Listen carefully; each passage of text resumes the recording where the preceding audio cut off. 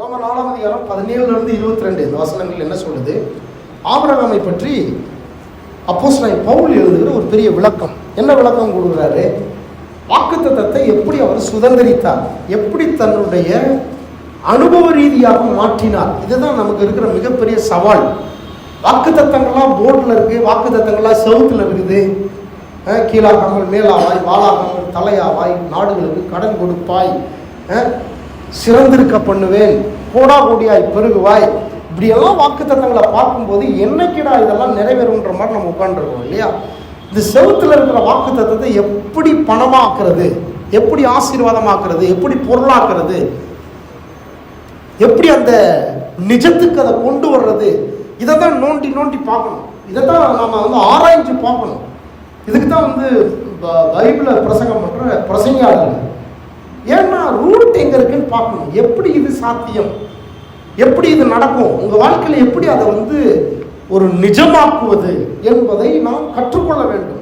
எப்படி நிஜமாக்கினார் அப்போஸ்தலனாகிய பவுல் ஆபிரகாமை ரொம்ப டீட்டெயிலாக சொல்கிறாரு.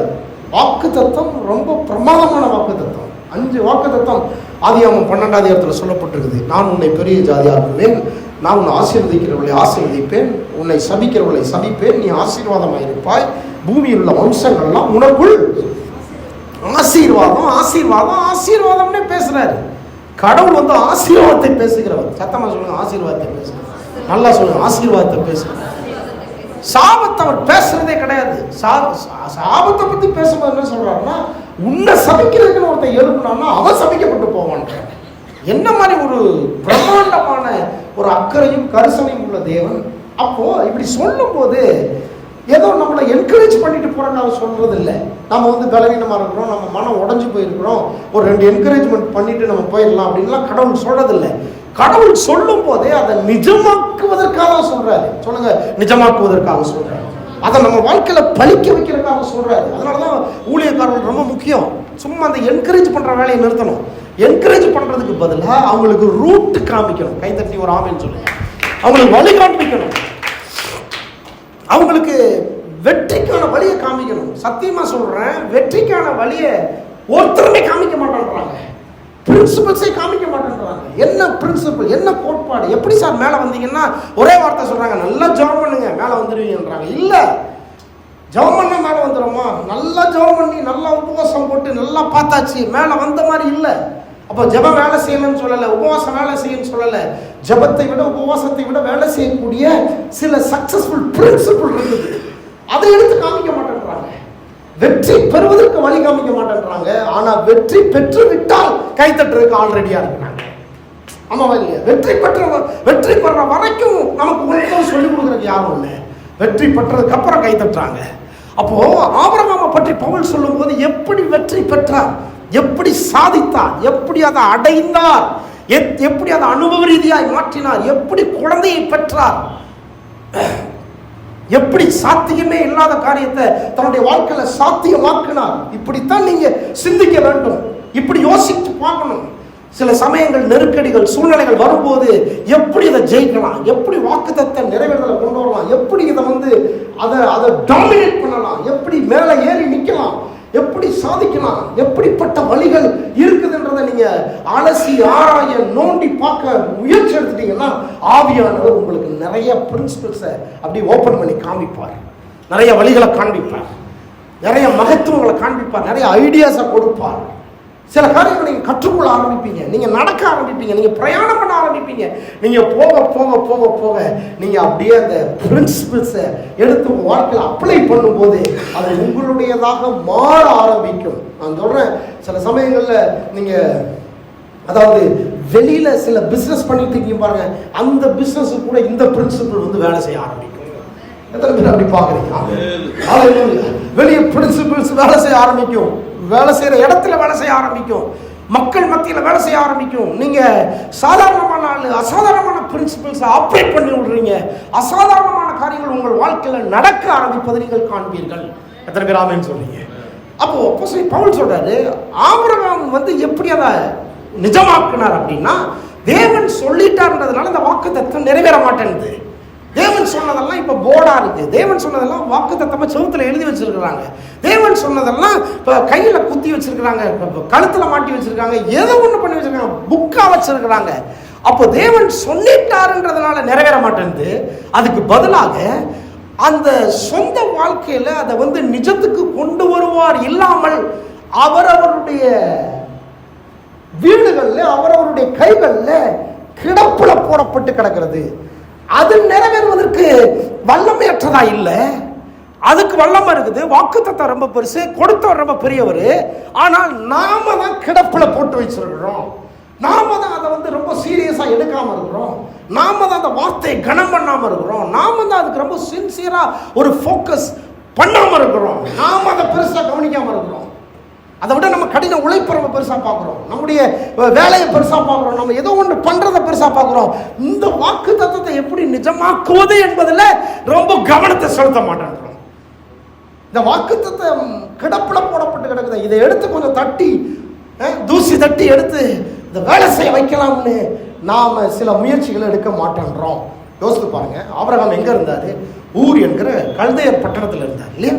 அந்த தேசத்தில் இருக்கும்போது ஆண்டவர் வாக்குத்தத்தம் பண்றதுக்கு முன்னாலேயே அந்த வாக்குத்தத்தம் வாழ்க்கை நிறைவேற வேண்டும் என்று சொன்னால் அவனை பார்த்து சொன்னாரு, நீ இருக்கிற இந்த தேசத்தை விட்டு, இடத்தை விட்டு, உன் தகப்பன் வீட்டை விட்டு புறப்பட்டு போன்னு சொன்னார். சில சமயங்களில் நாம் போகாமல் இருக்கும்போது அவ்வளவு பெரிய வாக்கு தத்தங்களை நாம் கிடப்பில் போட்டு வைத்திருக்கிறோம்.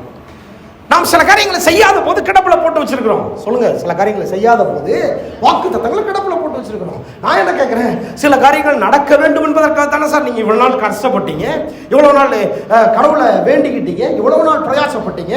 கர்த்தர் சொல்றாரு, இதெல்லாம் நிறைவேற வேண்டும் என்றால் இந்த இடத்தை விட்டு காலி பண்ணி போன்றாரு. நான் சொல்றேன், கிடப்பில் போட்டு விடாமல் வாக்குத்தத்தை நிறைவேறுதலுக்காக எழுந்து பிரயாசப்பட்டு பிரயாணப்பட்டு நீங்க எழுந்து நடக்க ஆரம்பிக்கும் போது நான் சொல்றேன், நீங்க உங்க ரூட்ல போல வாக்குத்தத்தத்தின் மேல ஏறி போறீங்க. கையை தட்டி ஒரு நல்லா உறக்க ஒரு ஆமென் சொல்லுங்க. அதனால அவர் சொல்றாரு, இந்த நியாயப்பிரமாண புத்தகத்தின்படி செய்ய கவனமா இருந்தேன்னா வாக்குத்தத்தம் உங்களுடைய வாழ்க்கையில பலிக்கும்.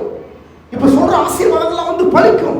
நான் சொல்றேன், நீங்க 24 மணி நேரம் ஓட்டியெல்லாம் பார்த்து வேலை செஞ்சு கஷ்டப்பட்டு சம்பாதிக்க முடியுமோ முடியாதோ அதுல பெருசா நம்பிக்கை எனக்கு இல்லை.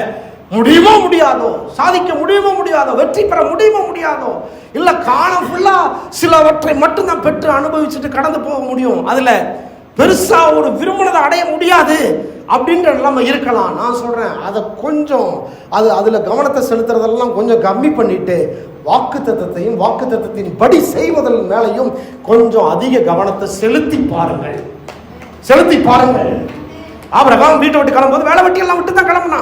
ஆபிரகாம் வீட்டை விட்டு கிளம்பும் போதே என்ன ஒரு ஸ்ட்ராங் கன்விக்ஷன் இருந்திருந்தா, 75 வருஷமா குடியிருந்த ஊரை விட்டு, தேசத்தை விட்டு அவன் 75 வருஷம், ஆனா பூர்வீகமாக பல ஆண்டுகளாக தலைமுறையாக அந்த ஊர்ல வாழ்ந்துகிட்டு இருக்கிற ஒரு பெரிய பேர் பெற்ற குடும்பம்.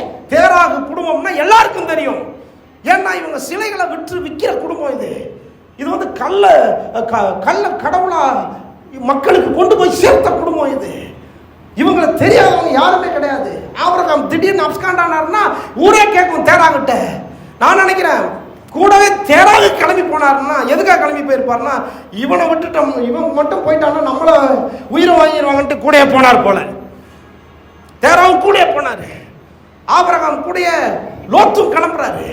அப்ப நான் சொல்றேன், நீங்க சிலவற்றை விட்டு கிளம்புனீங்கன்னா, கிளம்புறதுன்றது ஏதோ சிலவற்றை விட்டுட்டு போறது எப்படி போறது அது இல்லைங்க. நீங்க விடுறது கம்மி, பிறப்போவது அதிகம். என்ன பெர்ஸ்பெக்டிவ்ல பாக்குறீங்க? விடுறது கம்மி, விடுறது இழப்பு. சரி, நீங்க இழக்கிறது கம்மி, குறைவு. என்ன இருந்துச்சுன்றத ரொம்ப இழந்துட்டீங்க. அங்க இருந்ததுல என்ன பிரயோஜனம்? 75 வருஷமா குழந்தை இல்லாத ஒரு பெரிய அவமான கட்டு அது. அங்கேயே என்ன இருக்கணும், அங்க இருக்க வேண்டிய அவசியம் இல்லைன்றத முடிவு பண்ணணும். நான் ஏன் அங்க இருக்கணும்னு யோசிக்கணும், அங்க என்னத்தை கண்டன்னு யோசிக்கணும். சில சமயங்கள் நமக்கு இருக்கிற பிரச்சனை என்னன்னா, நம்முடைய நட்புகளை விட்டு வெளியே வர்றதே பிரச்சனையா இருக்குது. சார் 50 வருஷம் நான் இங்க இருந்துட்டு சார், 50 வருஷம் நட்பு சார் இது. இவரை பார்க்காம, இவர்கிட்ட பேசாம, இவரோட சேர்ந்து உட்காந்து டீ குடிக்காம. கர்த்தர் சொல்றாரு, அதை விட்டு தான் முதல்ல கிளம்பு. இந்த நட்புகள் உன் வாழ்க்கையினுடைய வளர்ச்சிக்கு தடையா இருக்குது, வாக்குத்தத்தனுடைய நிறைவேறுதலுக்கு தடையா இருக்குது. இந்த ஊர்ல பிரச்சனை இல்லை, நட்புல பிரச்சனை இல்லை, அங்க அந்த இடத்துல ஒரு பிரச்சனை இல்லை. பட் வாக்குத்தத்தின் நிறைவேறுதலுக்கு நீ அதை அனுபவிக்கணும்னு சொன்னா தயவு செய்து நான் சொல்றபடி கிளம்பு, நான் சொல்றபடி கிளம்பு, ரெடியாக நான் காட்டுகிற தேசத்துக்கு போ, வாக்குத்தத்தத்தை நம்பி நீ பிரயாணப்படு, நான் சொல்றபடி செய்ய ரெடியா இருக்கிறியா, என் சத்தத்துக்கு கீழ்ப்படிய ரெடியா இருக்கிறியா, என் சத்தத்துக்கு உன் வாழ்க்கை அர்ப்பணிக்க ரெடியா இருக்கிறியா, இதுதான் அவர் ஃபோக்கஸ் பண்றது. அப்போ நான் சொல்றேன், நம்ம கிளம்பலன்னா அவருக்கு ஒன்றும் லாஸ் கிடையாது, நாம கிளம்பலன்னா அவருக்கு ஒன்றும் இழப்பு கிடையாது. நாம கிளம்பலன்னா அவ்வளவு பெரிய தெய்வத்தையும் அவ்வளவு பெரிய தெய்வத்தினுடைய வாக்கு தத்தங்களையும் நாம் கிடப்பிலே போட்டு வைக்கிறோம். கிடப்பில் கிடக்கும். நீங்க எப்போ ரெடி ஆகுறீங்களோ அப்போ அது உயிர் பெறும். எப்போ ரெடி ஆகுறீங்க அப்போ உயிர் பெறும். அப்போ நான் என்ன கண்டுபிடிச்சேன்னா, அவர் சொல்லிட்டாருன்றதுனால நிறைவேறாது. சொல்லிட்டாரு, என் வாழ்க்கையில காணமே. அப்போ கர்த்தர் சொல்றாரு, கிடப்புல போட்டு வச்சிருக்கிற தூசி தட்டி அதை வேலை எழுப்பு, வெளியே கொண்டு வா. அவன் ஒரு ராஜா எழுப்புனா, யோசியான்ற ஒரு ராஜா எழுப்புனா. இந்த ராஜாவின் காலத்தில் நியாயப்பிரமாணத்தை எல்லாம் தொலைச்சு போட்டிருந்தாங்க. அது முந்தின ராஜாவின் காலத்தில் யோசியா வந்தாரு. வந்த மாத்திரத்தில் எல்லா பிரதான தலைவர்கள் எல்லாத்தையும் கூப்பிட்டு முதல்ல புஸ்தக சுருளை தேடி கண்டுபிடிங்க. முதல்ல நியாயப்பிரமாண புஸ்தகத்தை கண்டுபிடிங்கள். ஏன் கண்டுபிடிங்கள்? கண்டுபிடிங்கள், அதன்படிதான் இனி நாம் ராஜ்யபாரம் பண்ண போகிறோம்னு சொன்னான் பாருங்க. வசனம் சொல்லுது, யோசியா கர்த்தரின் பார்வைக்கு செம்மையானதை செய்வார். கடவுளுடைய பார்வைக்கு செம்மையானதை செய்வது என்பது அதான். நாம் உயிரோடு இருக்கணும்ன்றதை விட வார்த்தையின்படி வாழ்ந்து வாக்குத்தத்தின் நிறைவேறுதலை பெற்று அனுபவிக்க வேண்டும் என்பது அவசியமாக இருக்கிறது. அதுல கொஞ்சம் சுதாரிப்பா இருக்கணும், பதம் சுதாரிப்பா இருக்கணும். ஆமா, ரொட்டீன் வாழ்க்கையிலேயே எங்கேஜ் ஆயிடக்கூடாது. கொஞ்சம் சுதாரிப்பா இருங்க. வாக்குத்தத்தை கொஞ்சம் தட்டி எழுப்புங்க. கடப்புல போட்டு வச்சிடாதீங்க. இப்போ அதுக்காக ஜெபம் பண்ணிக்கிட்டு இருக்காதீங்க. அதுக்காக ஜெபம் பண்றது என்னத்தை காமிக்குதுன்னா, அது மேல நம்பிக்கை இல்லாத போல காமிக்குது. நம்ம ஜெபங்களை என்னத்தை காமிக்குது? நம்பிக்கை இல்லாத போல காமிக்குது. ஆமென். அதுக்கு பதிலாக விசுவாசத்தின் கிரியை வெளிப்படுத்துங்க. நம்புறீங்களா? கர்த்தர் சொன்னது செய்வார் நம்புறீங்களா? எத்தனை பேர் நம்புறீங்க? கர்த்தர் சொன்னது செய்வார் நம்புறீங்களா? எத்தனை பேர் நம்புறீங்க? நான் சொல்றேன், இந்த கோயிலுக்கு போயிட்டு வந்த திருப்தி மட்டும் நமக்கு இருக்கக்கூடாது. கோயிலுக்கு போயிட்டு வரும்போது கர்த்தருடைய வார்த்தையை கேட்டு அதன்படி செய்ய, அந்த விசுவாசத்தின் கிரியை வெளிப்படுத்த முயற்சி எடுத்து வீட்டில் இதை கேட்கிற செய்திகள் எல்லாத்தையும் பணமாக்கி வைக்கிறீங்க பாருங்க. அப்பதான் நீங்க கரெக்டா வேலை செய்றீங்கன்னு அர்த்தம். ஆமென். ஹல்லேலூயா. எத்தனை பேர் ஆமென் சொல்றீங்க? பணமாக்கி வைக்கணும், சுகமாக்கி வைக்கணும், தீர்க்காயுசு ஆக்கி வைக்கணும், பொருட்கள் ஆக்கி வைக்கணும். இந்த வாக்கு தத்தங்கள், இந்த பேப்பர்ல இருக்கிற அத்தனை வாக்கு தத்தங்களும் பொருளா உட்கார்ந்து இருக்கணும் வீட்டுல. ஒரு ஆமென் சொல்லுங்க. அத்தனையும் பொருளா இருக்கணும், அத்தனையும் பணமா இருக்கணும். கையை தட்டிக்கிட்டே இருக்கணும். ஆமென். அத்தனையும் செல்வமா இருக்கணும், அத்தனையும் ஆசீர்வாதமா இருக்கணும், அத்தனையும் தீர்க்காயுசா இருக்கணும், அத்தனையும் உங்க வீட்டுல வெள்ளியும் பொண்ணுமாய் மாறுவதாக இயேசுவின் நாமத்தில் கட்டளையிடுறேன். அப்படியே செல்வமாய் மாறுவதாக அப்படியே பார்க்கணும். ஆமா, இனிமே பைபிளை பார்த்து வாக்குத்தத்தத்தை சொல்றது இல்லை. உங்க வீட்டில் இருக்கிற பொற்குவியலை பார்த்து யோபுல சொல்லப்பட்ட வாக்குத்தத்தம் அப்படியே இங்க இருக்குது அப்படி சொல்லணும். எத்தனை பேர் ஆமென் சொல்றீங்க? ஆமா, நீங்க சிறந்திருக்கிறதை பார்த்து, ஊர் உலகத்துல சிறப்பா இருக்கிறதை பார்த்து, பிள்ளைகள் ஸ்டேட்லயே ஃபர்ஸ்ட் மார்க் வாங்கினாங்கன்னு பேப்பர்ல போட்டதை பார்த்து அவங்க சொல்லணும், உன்னை சிறந்திருக்க பண்ணும் என்ற வாக்குத்தத்தம் தான் நிறைவேறுகிறது அப்படி சொல்லணும். எத்தனை பேர் ஆமென் சொல்றீங்க? ஆமென். ஹல்லேலூயா. பைபிளை பார்த்து வாக்குத்தத்தை படிக்கிறது இல்லை, வாழ்க்கையை பார்த்து வாக்குத்தத்தை படிக்க வேண்டும். வாழ்க்கையை பார்த்து, வீட்டை பார்த்து, குடும்பத்தை பார்த்து, பிள்ளைகளை பார்த்து, உங்களை பார்த்து வாக்குத்தத்தின் நிறைவேறுதலாக உங்களை பார்க்க வேண்டும். ஓ லார்ட், என் வாழ்க்கையில் அப்படியே பழிக்கட்டும். சபையாருடைய வாழ்க்கையில் அப்படியே பழிப்பதாக. அதுக்கு தான் ஒரு சின்ன முயற்சி எடுங்கன்ற, ஒரு சில முயற்சிகள் எடுத்து பாருங்க. எத்தனை பேர் ஆமென் சொல்றீங்க? அப்போ சில காரியங்களை நம்ம பார்த்தோம், இந்த ரட்சிப்பை பற்றி எல்லாம் பார்த்தோம். இதெல்லாம் கடை மறுபடியும் சொல்லணும்னு அவசியம் இல்லை. அப்போ பாருங்க, இந்த சின்ன முயற்சி தான் ரொம்ப முக்கியம். இதை நான் சொல்லிட்டு ரொம்ப முக்கியமான ஒரு காரியத்தை இன்றைக்கு நான் பார்க்க போறோம். முயற்சி எடுக்கிறது தான் ரொம்ப முக்கியம். பாருங்க, நீங்க விட்டுறவே கூடாது. ஹாஸ்பிட்டலுக்கு போயிட்டு வந்துட்டேன்றதுனால சுகமாயிராது. போன வாரம் சொன்னேன்ல, இல்லை ஹாஸ்பிட்டலுக்கு போனது சுகம் ஆகிறதுக்காக போயிருக்கிறேன். சுகம் ஆகிறதுக்காக போயிருக்கேன்னா கொஞ்சம் உட்காந்துருக்கணும். எத்தனை பேர் ஆமான்னு சொல்றீங்க? நாங்கள் போயிட்டு காலை மட்டும் வச்சுட்டு ஹாஸ்பிட்டலுக்கு போயிட்டு வந்துட்டேன், இன்னும் சுகமான மாதிரி தெரியலையே. நிறைய பேர் தான் சொல்லுவாங்க, கோயிலுக்கு போயிட்டு வந்துட்டேன், இன்னும் சுகமான மாதிரி தெரியலையே. ஆசீர்வாதம் வந்த மாதிரி. நீங்கள் கோயிலுக்கு தானே வந்தீங்க, சுகமாகறதுக்கு தானே ஹாஸ்பிட்டலுக்கு போனீங்க. அப்படின்னா கொஞ்ச நேரம் உட்காருங்க, வெயிட்டிங் லிஸ்ட்ல இருப்பீங்க, உட்காருங்க. டாக்டர் போய் பார்த்துட்டு வந்துட்டு டாக்டர் கூட பார்த்தங்க சுகமாகலன்றாங்க. ஏங்க டாக்டரை பார்த்துட்டா சுகமாயிருமா? இல்லை இல்லை, டாக்டர் தொட்டு பார்த்துட்டா சுகமாயிருமா? இல்லைங்க, டாக்டர் பிரிஸ்கிரிப்ஷன் எழுதி கொடுத்துருக்கிறார், எழுதி கொடுத்துட்டா சுகமாயிருமா? அப்போ இதெல்லாம் மாத்திரை கூட வாங்கிட்டாங்க, வாங்கிட்டா சுகமாயிருமா? யோசித்து பாருங்க. ரூம் போட்டு திங்க் பண்ணாதான் இப்படியெல்லாம் வரும். கையில் வாங்கிட்டா சுகமாயிருமா? சுகமாகாது. இல்லை, நிறைய பேர் பிரிஸ்கிரிப்ஷனை வாங்கி கையிலேயே வச்சிருக்கிறாங்க, சுகமே ஆகலை. பிரிஸ்கிரிப்ஷன் கையில் இருக்குது, செழிப்பு வரல. டாக்டர் பார்த்தாச்சு, வாரம் டாக்டரை பார்க்குறேன், அவர் பேசுறாரு, ஆமா பேசுறாரு, நானும் பேசுறேன். அப்போ என்னங்க, அவர் நிறைய சொன்னாராங்க, ஒண்ணு கூட பழிக்கலையா? ஆமா, ஒண்ணுமே பழிக்கல. ஏன்னு சொன்னா கையில வச்சிருக்கிற மாத்திரை எடுத்து வாயில போட வேண்டும். எத்தனை பேர் ஆமென் சொல்றீங்க? உள்ள வாழ்க்கையாக மாற்ற வேண்டும். சில சமயங்கள்ல மாத்திரை போட்டா கூட சில சரீரத்துக்கு ஒத்து வர மாட்டேங்குது. நல்ல பெரிய மாட்டுக்கு போடுற ஊசி மாதிரி எடுத்து உள்ள அனுப்ப வேண்டியதா இருக்குது, நரம்புக்குள்ள அனுப்ப வேண்டியதா இருக்குது. சொல்ல மாட்டேன்றீங்களா ஒரு ஆமை?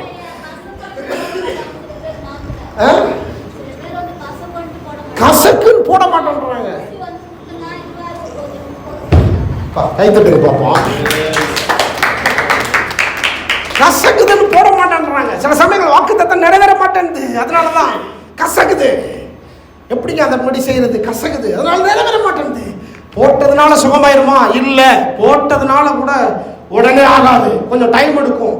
ஏன் டைம் எடுக்கும்னா, இந்த சரீரத்தோடு சரீரமாக அது மாற வேண்டும், ரத்தத்தோடு ரத்தமாக அது கலக்க வேண்டும். சில சரீரங்களுக்கு அது ஒத்து வர மாட்டேங்குது, அதனால இன்ஜெக்ஷன் போடணும், உள்ள இறங்கணும்.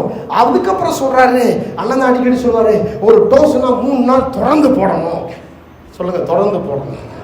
நல்ல அனுபவம் பாருங்க. அதெல்லாம் தொடர்ந்து போடுவோம். நம்ம மாத்திரைய வாக்குத்தத்தத்துக்கு மாத்திரம் போட மாட்டோம், ஒண்ணுமே பண்ண மாட்டோம். கடைசியில நான் சொல்றேன், நீங்கள் வறுமையில் இருப்பதோ, நீங்கள் வியாதியில் இருப்பதோ, தரித்திரத்தில் இருப்பதோ, இல்லாமல் இருப்பதோ, கடனில் இருப்பதோ, கஷ்டத்தில் இருப்பதோ, நான் சொல்றேன், டாக்டரை பார்க்காதனால அல்ல, வசனத்தை கேட்காதனால அல்ல, அதன்படி நீங்கள் செய்வதற்கு சாதுரியமாக தொடர்ந்து வேலை செய்யாமல் இருப்பது, அதன்படி செய்யாமல் இருப்பது. பைபிள் சொல்றது, ஆபிரகாம் சரீரத்தில் பலவீனமாய் இருந்தான், ஆனால் அவன் விசுவாசத்தில் பலவீனமாய் இல்லை. விசுவாசத்தில் பலவீனமா இல்லை அப்படின்னா அர்த்தம், விசுவாசிப்பதற்கு அவன் விசுவாசிப்பதை தொடர்ந்து பண்ணிக்கிட்டே இருந்தான், அறிக்கை செய்வதை தொடர்ந்து பண்ணிக்கிட்டே இருந்தான். வாக்குத்தத்தம் பண்ணினவர் உண்மை உள்ளவர், வாக்குத்தத்தம் பண்ணினவர் உண்மை உள்ளவர், வாக்குத்தத்தம் பண்ணினவர் உண்மை உள்ளவர். அவர் சொன்னபடி செய்வார். அவர் இல்லாதவர்களை இருக்கிறது போல அழைக்கிற தேவன். அவர் சொன்னபடி செய்வார், கற்பத்தை தருவார். என் சந்ததி ஆசீர்வதிக்கப்படும், பூமியில் உள்ள வம்சங்களாம் எனக்குள் ஆசீர்வதிக்கப்படும். நான் ஆசீர்வாதமாக இருப்பேன், நான் பலத்திருப்பேன், நான் என்னை சபிக்கிறவர்கள் சபிக்கப்படும். இதை சொல்லிக்கிட்டே இருந்தான் பாருங்க.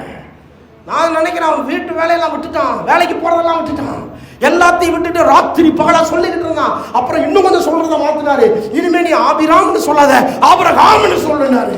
ஒவ்வொரு முறையும் அவனை ஒரு எங்கேஜாவே வச்சிருந்தாரு கர்த்தர். அவனே எங்கேஜாவே இருந்தான், கர்த்தருடைய பேசிட்டு இருந்தான். அவர் சொன்னதை நிறைவேற்றுவார்னு சொல்லிக்கிட்டே இருந்தான். நீங்க நினைக்காதீங்க, அவர் சொன்னதுனால அவர் நிறைவேற்ற வேண்டிய கடமை அவருக்கு இருக்குது. ஆமாங்க, அவர் இருந்தா கூட நீங்க ஒத்து போனீங்கன்னா அவர் எப்படி நிறைவேற்ற முடியும்? நீங்க கோஆபரேட் பண்ணலன்னா எப்படி நிறைவேற்ற முடியும்? அவர் சொன்ன ரூட்ல நீங்க பிரயாணம் பண்ணலன்னா வேற ரூட்ல போயிட்டு இருந்தீங்க, அவர் எப்படி நிறைவேற்ற முடியும்? முடியாது. எத்தனை பேர் ஆமென் சொல்றீங்க? ஹல்லேலூயா. சில சமயம் நம்முடைய சோம்பேறித்தனம், நம்முடைய அஜாக்கிரதை, அது குறித்த ஒரு சீரியஸ்னஸ் கிடையாது. கடவுளுடைய வாக்குத்தத்தை குறித்து சீரியஸ்னஸ் கிடையாது. அதனாலதான் நாம வாக்குத்தத்தை நிறைவேறுதலை விட, அந்த வாழ்க்கையை விட இப்ப இருக்கிற வாழ்க்கையை நம்ம பெருசா தெரியுது. இதோ போதுமானதா தெரியுது. கடவுளே வேலைக்கு போகாத உட்காந்து நான் கொடுக்குறத சாப்பிடுனா கூட அது எப்படிங்க வேலைக்கு போகாம இருக்குன்னு நம்ம போக ஆரம்பிச்சிடறோம். இப்படிப்பட்ட மனநிலைக்கு நம்ம வந்துட்டோம். ஆக்சுவலா கடவுள் சொல்றாரு, இல்லை நான் உனக்கு அவனை ஆசீர்வதிக்கிறேன், நான் உன்னை பெருகப்படுறேன், நான் உன்னை. அப்போ நான் சொல்றேன் பாருங்க, இதுதான் நமக்கு இருக்கிற சவால், இதுதான் நம்முடைய போராட்டம், இதை தான் ஜெயிக்கணும், இதை தான் ஃபேஸ் பண்ணணும். இதை ஃபேஸ் பண்ணுறதுக்கு பதிலாக ஒழியக்கூடாது. இதை ஃபேஸ் பண்ணி ஆகணும், இதை ஜெயிச்சு ஆகணும். எத்தனை பேர் இருக்கிறீங்க? ஆமென்.